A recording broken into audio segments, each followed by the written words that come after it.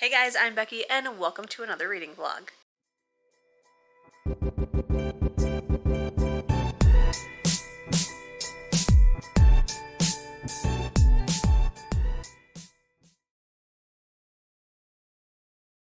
So this is going to be days 1 and 2 of my book Bite-A-Thon. If you have not heard of it, I will have the announcement video linked down below.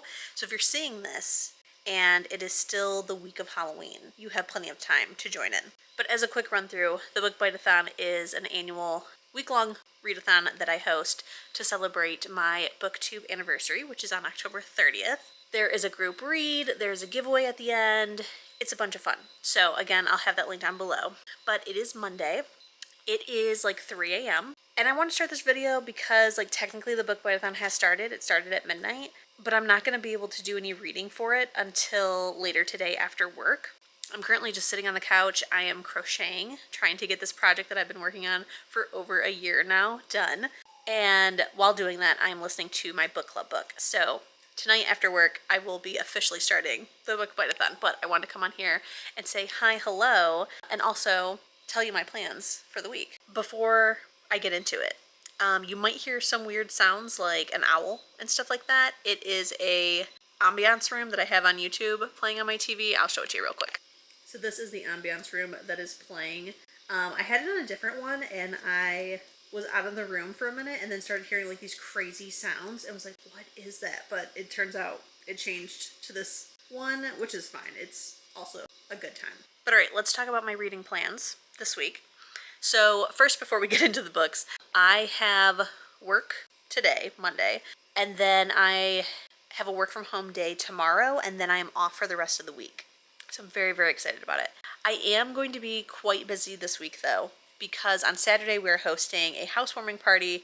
So I highly doubt I'll do any reading that day, or if I do reading, I highly doubt I will be vlogging. So Saturday I'm kind of blocking out really, and it's definitely not going to be a leisurely week like it normally is. So I think we're definitely going to have a lot of house content in these vlogs because I got to get the house ready for this party. So I'll be sure to show you guys all of that. First, the group read. I know I talked about in my announcement video that I was going to do a TBR video where I would give suggestions for books to read and announce the group read, and it just didn't work out. I have not posted a video in a couple weeks. I just unexpectedly needed a break. I think because of how much reading and vlogging I did in September, I just kind of needed a break from filming and posting. So the Aurelium vlog video, which currently is sitting at 2 hours, I need to finish editing it down, so it might only be an hour and something long vlog, and if so, I'll keep it as one big vlog, I think. But if it is still over 2 hours, then I'm going to break it up into two. But that will be posted after all of these vlogs, so if you're looking for that content, it is coming. It's just going to happen later. And while we're on the subject of it, I am planning on posting 3 videos total for the book Bite-A-Thon. So days 1 and 2, days 3 and 4, and then days 5, 6, and 7, which, as we spoke, is really going to be days 5 and 7 because I'm not going to be vlogging on Saturday. So the group read, let's talk about it. If you have already joined the Fable group, then you already know what it is. But we are reading That's Not My Name by Lally. This was our thriller option. It's also the shortest of the 3 options you got in the announcement video. I'm pretty excited about it because this was nominated for a Goodreads Choice Award. Is it a Goodreads Choice Award? I think so. Last year. I'm pretty sure it was just nominated and that it wasn't the winner, but I could be wrong about that. I know that I voted for it, so I know that. But I haven't read it, and I picked it because I was like, that sounds really great and I want to read it. So I'm pretty excited that we picked it so that I can check it off of my TBR. But yeah, I'm pretty excited to get into it. My plan is to read 4-ish chapters a day, so that way I can slowly space out talking about it on Fable and stuff like that, and to have some content in the vlogs. So I definitely plan on talking about it with you guys here, and then also posting on Fable. So again, make sure that you are in the Fable group if you want a more chapter by chapter breakdown of thoughts. Otherwise, we can just totally talk about it in the comments. Now, how boring would it be if that was the only book that I was reading in an entire week when it is pretty short? So I do have other plans as well. One of them is I might, when I'm wanting like an audiobook, I do have Love and Other Conspiracies by Mallory Marlowe as an option. I will mostly be talking about this book in a different vlog that is coming like probably next year, to be honest. It's a big work in progress. So I do have that as an audiobook, so I might like mention it kind of like in passing in here if I end up picking it up. But otherwise, there are 6 like paranormal romance novellas that came out by some pretty big authors that I was like, oh my god, yes, I have to read these. And then I realized how fun would it be if I read one a day during the book bite-a-thon. So each day I'm going to read a novella in its totality and then read like 4 chapters of our group read. So it's called the Scared Sexy Collection. I know that they are available on KU. I don't know where else they're available, but the first one, and I think I'm going to read them like in the like series order. I don't think there's like an actual order to read them in, but I'm just going to read them in like the published order, you know, even though I think they all release on the same day. You guys know what I'm talking about. So the first book that I will be reading is Hot for Slayer by Ali Hazelwood. I am very excited because I love Ali Hazelwood. I have only read 3 books of hers now. Yeah, I've read 3 books of hers. I've loved every single one, and I'm planning to read her entire backlist. That is my goal. So I'm very excited to get into this one. And I think I'll just like leave it there. I'll kind of like talk about each of them as I'm reading them. So Hot for Slayer is a vampire novella, and it's about these 2 vampire like rivals, enemies, and one of them loses their memory and I guess comes across the other one, their enemy, and like obviously has no recollection of like who they are, what they are to each other or anything. And like they start to get feelings for each other, but their memories are slowly starting to come back. So it's like this enemies to lovers, but there's also this amnesia element to it. It sounds absolutely excellent. Like I am really freaking excited to read it tonight. So yeah, I just wanted to come on, say hello, and I will see you guys when I get home from work, when we can actually jump into this vlog. Am I in the same spot as the last clip? Yes, but it is Monday night now, and I'm in my Skelly pajamas. So today at work, whew, it was crazy. Since I have, after tomorrow working from home, the rest of the week off, I had so much to get done. And I'm pretty sure like I accomplished most of the things I wanted to get done. Tomorrow is definitely going to be like very crazy. I need to like really like dive in and just get a bunch of last minute stuff done. But we had Jonathan Rand, who is the author of Michigan and American Chillers, as well as many other books. We had him come to the library to do an author talk, and you guys, he is so freaking nice, so funny, such a good speaker. Like I absolutely loved his talk, and unfortunately I had to leave technically before it was over because I had to get to book club, but it was so good. Like if you get the chance to see him or have him at your library or job or whatever, do it. It's well worth it. So that was awesome. I did in fact finish my book club book. I still don't know what I'm rating it. Still have no idea, but that is done. So now I'm going to dive in. I don't know what I should start. I should probably do my chapters of the group read and then do the Ali Hazelwood. That's probably smarter. I do also have something else that we also need to read this week, which I totally forgot to talk to you guys about. It is called The 31st Trick-or-Treater by, I want to say Ben Farthing? Let me grab my phone. Okay, yes, it's by Ben Farthing. I don't believe I have talked to you guys about this book yet, but it is a book that came out like last month or 2 ago, and he wrote it to kind of be like a October Advent read. So every chapter is a day of the month, and you are technically supposed to read 1 chapter a day. And what's really cool is that like the moon phases, the weather for the most part, and like pop culture references are all for like this October. So like it'll literally be like, you know, Monday, October, whatever today is, because I don't remember the date. It perfectly lines up with this October, but obviously you can read it in future Octobers and probably get just as much from it. But it is I would consider this probably an adult horror. We do get points of view from a child, and we do have like teenagers as well as adults involved, but like the main character is definitely an adult, so I feel like it would probably fall more under adult or like upper teen maybe, at least like content wise. But yeah, it's about this guy. On Halloween night last year, 30 kids all went missing at the exact same time from this small town, including our main character's daughter. And so the gist is him trying to figure out what happened to his daughter, because like the police are hardly doing anything, so like he's taking the investigation upon himself. So you get like most of the chapters are from his point of view, but sometimes you get them from his son's point of view, who is, I want to say, like 9. And it's just like, it's so good, but also so wild. But I am behind. I am behind on reading that. So I do also need to catch up and then read like my daily chapter for that as well. So I need to quickly get things together. So I think what I'm going to do is read my chapters of That's Not My Name, then try to catch up on the 31st Trick or Treater, and then do the Ali Hazelwood. So worst case scenario, I might have to read the Ali Hazelwood tomorrow. Read like 2 of them.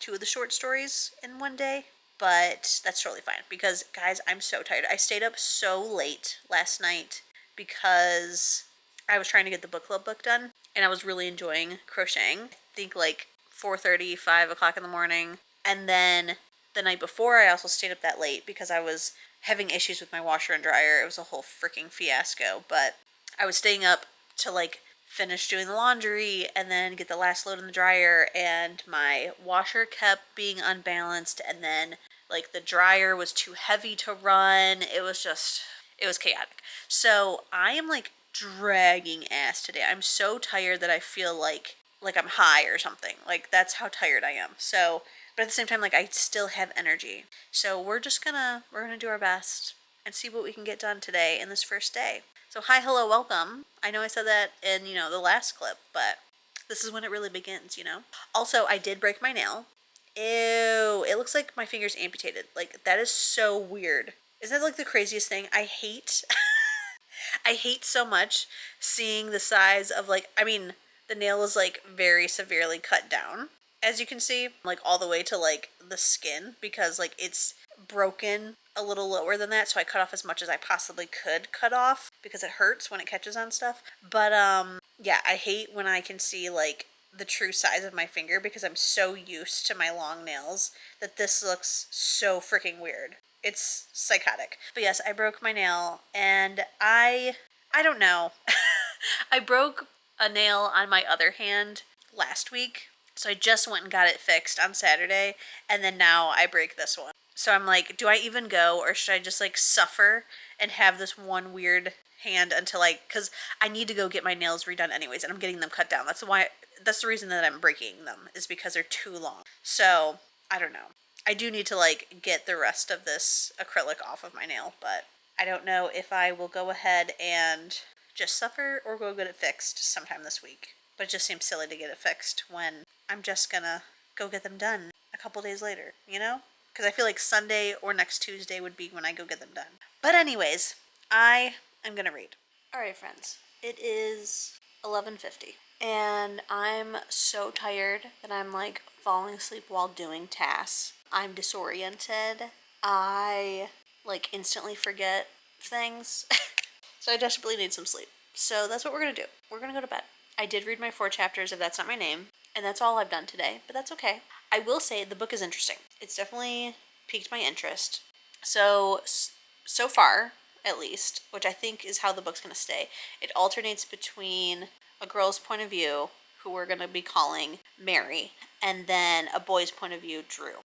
Which, if you read the description of this book, Mary is a girl who a police officer finds her on the side of the road. She's like covered in blood and dirt. She has no idea who she is or anything about herself. Like, she even sees her reflection and doesn't recognize herself.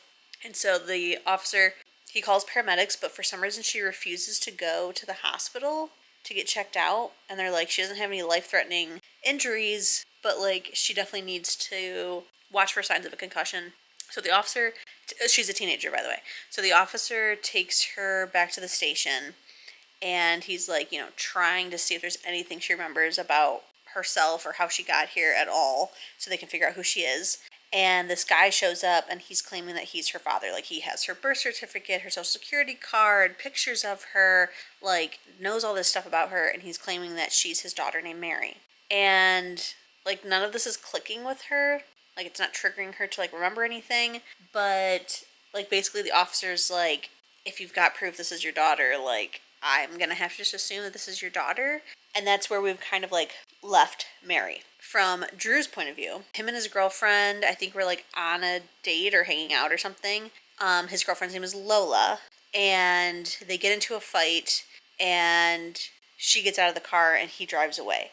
And he calls the next day to find out, like, if she got home safe, and it turns out Lola never came home. So the whole town is, like, convinced that he did something to his girlfriend. Like, his friends, his family, the cops, like, they're all convinced that he did something, and he's, like, trying to find her and prove that he's innocent, and that, like, while it is, like, his fault because he left her on the side of the road and, you know, obviously wasn't there for her, he didn't do anything to her either. I definitely went into this book thinking that Lola and Mary are going to be the same person, but at the end of chapter 4, we find a body while they're searching for Lola. So now I'm like, okay, is Mary Lola, or is she not, and that body is Lola? And or are they the same person, but then who the heck is this body we just found? So I'm definitely intrigued. I can't wait for tomorrow so I can read 4 more chapters. But yeah, I'm so dead tired that I need to just get in bed, and maybe, probably not. I was going to say maybe I'll read a little bit while in bed, but honestly, no. I just need to go to sleep. I just need to sleep. So I will see you guys tomorrow for day 2 of the Book Bite-A-Thon, where we will read, hopefully, a ton, after I do a ton of work. Hello, and welcome to day 2. Figured I'd give you a little jump scare to start off today. It is nighttime. So like I said, I did have to work from home today, and boy, did I work from home today. I was swamped trying to get everything done, and for the most part, I got everything done. I only had one task that I ended up being like, just forget it, I'll deal with it next week. But yeah, I am officially on vacation mode, even though we are scrambling to get our house together for our housewarming party this Saturday. I have already done some reading today, so I'm fully caught up on my chapter a day of the 31st Trick-or-Treater. I am about to get in bed and listen to my audiobook of That's Not My Name, and then I'm going to read, hopefully, at least the Ali Hazelwood book, if not start and or finish a second one. So I will come on and update you once I do that, but my camera was out here, so that's why we're, you know, in the same spot as we have been this whole time. But I'm hoping that the rest of these vlogs are a little bit more exciting than these first 2 days. And in the future, I'm definitely not ever going to work a couple days. I'm just going to take the whole week off like I normally do. I do want to show you a little house update that I do have really quick, and then I'll get to reading. So first, before I show you this house update, can we talk about my super cute, oh yeah, we can see it, Nightmare Before Christmas pajamas. They're so adorable. I absolutely love them. Last year, I did like a different spooky pajama every day, so I'm hoping to do the same, and I do have this new set as well as one other new pajama thing, so that will be featured at some point. But let me show you a house update. So we did paint the first coat on our dining room, and I don't think you guys are ready. And by we, I mean my husband. He did it all by himself. We were supposed to do it together, and he surprised me by doing the first coat. So, are you kidding? Doesn't that look so good? Like, yes, the library is also black, but those walls are like perfectly smooth. These ones, I don't know if you'll be able to tell. I think so. They're textured, so it looks very different. We are planning, not before the housewarming party, we're gonna do the second coat and call it a day in this room before the housewarming party, but we're planning on painting the ceiling as well as like these, like, I guess you'd call them awnings, a metallic gold. And then I plan on turning this wall into a gallery wall. So I'm going to do like all gold frames of different sizes and shapes, and I'm really, really excited. And then we will eventually finish, or refinish rather, the dining room table that we got. And then this will be a full-fledged dining room. I'm just so excited. I love how this turned out. It looks so good. But all right, I'm gonna go read. All right, I have finished my 4 chapters of That's Not My Name. I'm still very intrigued. Like, we're very much, early days into this book. As far as Mary, I definitely think that she needs to listen to her instincts.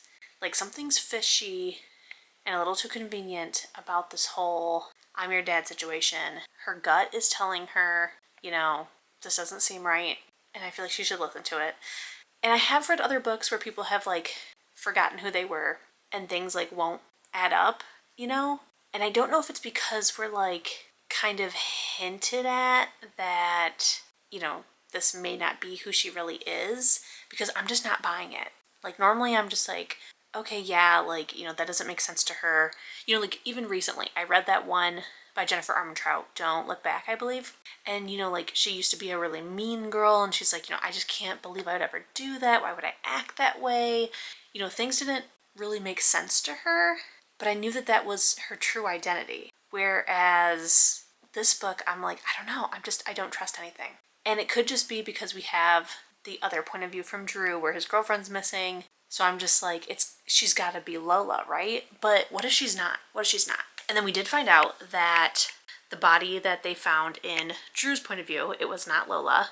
But while I don't think Drew had anything to do with it, he's definitely not telling the full story. And I'm sure that's like his lawyer telling him, you're going to seem guiltier if you give the full truth, because like Lola's dad and the police are totally right when they're like, in what world would a loving boyfriend let his girlfriend walk 3 miles home at night just because she wanted to? Like, what? So I'm like, okay, clearly they got into a fight or they broke up or something, because there's no way. And then to like wait until the next day to try to get a hold of her to see if she made it back okay. Like, clearly they got into a fight, and then he was like, I better make sure she got back, okay. I don't know. I'm just not buying it. Not buying it. Yeah, it'll be interesting to see what's really going on here, But I am about to start Hot for Slayer, and when I was checking it out from Kindle Unlimited, I did find out that there are audio narrations for all of them that I get included in my Kindle Unlimited subscription. So I'm very excited because that's more audiobooks. Like, that I'm trying to like do projects and crochet and stuff, so I'm very excited. So I'm gonna get back in bed. I am going to listen to Hot for Slayer, and then we will finally wrap this vlog up when I get done with that. Good morning. It is time to wrap up this first vlog, but I wanted to let you know that I did not finish Hot for Slayer. So, first of all, I was wrong about what it's about. I mean, not extremely, but it should have been obvious to me. So Hot for Slayer is about a female vampire and a male vampire slayer. Hello. So he has been hunting her for like years and years. She always like somehow gets out of it. And they do have like extremely flirty banter. So like, I really wouldn't say that they're enemies other than the fact that like his job is to kill her. But like, he obviously has not successfully done it. So like, does he even want to kill her? You know what I mean? So we have that going on. And then this other vampire tries to kill her because it's like a turf war kind of thing. So he tries to kill her because he wants to take over the area that she hunts in. And the Slayer ends up saving her, and in the process, he gets like hit in the head, and then that's when he like wakes up and has no idea who he is and who she is.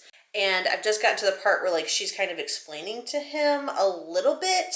Like, she doesn't tell him she's a vampire, she doesn't tell him that he's a vampire hunter, but she's like, we're enemies, we're kind of co-workers, I think is what she says. I think she tells him that he's an exterminator because she accidentally says Slayer. And he's like, oh, so I'm an exterminator, like for bugs and pests. Okay. And she's like, well, we're enemies. We don't get along. Like, you try to kill me. And he's like, there's no way. There's no way. So that's what the book is actually about. Like I told you, there is audio for them, which it took a second for me to figure out because at first, I guess you have to go on Audible first and like download them, and then it'll talk to your Kindle to be like, oh yeah, play the actual audio, because at first it was doing like the Kindle robot voice, And I was like, oh no, I can't do this. But then I found out that there is an actual one. But honestly, I'm not jiving with the audio narrator either. Like, she does have a pretty thick accent. So like, when I slow it down, it's a little too slow. When I speed it up to the speed I normally listen to, it's too fast. And like, there's no in between. Because like, I normally listen at like 1.5, 1.75. And I have it on 1.2 right now, which on the Kindle, supposedly, that might be the lowest it can go after a 1.5. Like, I think it goes 1.5, then 1.2. So I'll have to fool around to see if I can get it like a little bit faster, but not as fast as 1.5, because yeah, it's just not working. So I may have to just switch to physically reading it, which is totally fine. But right now, I'm just not loving the narrator, and that definitely affects how much I like the book. And I'm like, this is an Ali Hazelwood. I should love this. I will also say that she has like a completely wild name. Her name is like Ethelith or something.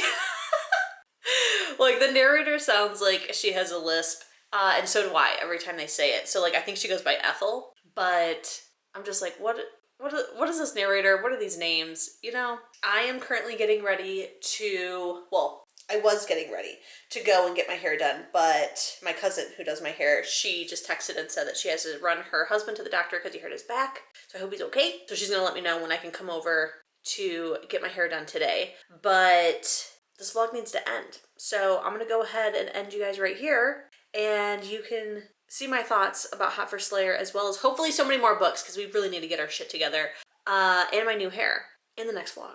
So don't forget to keep reading, stay safe, and I'll see you in my next one. Bye.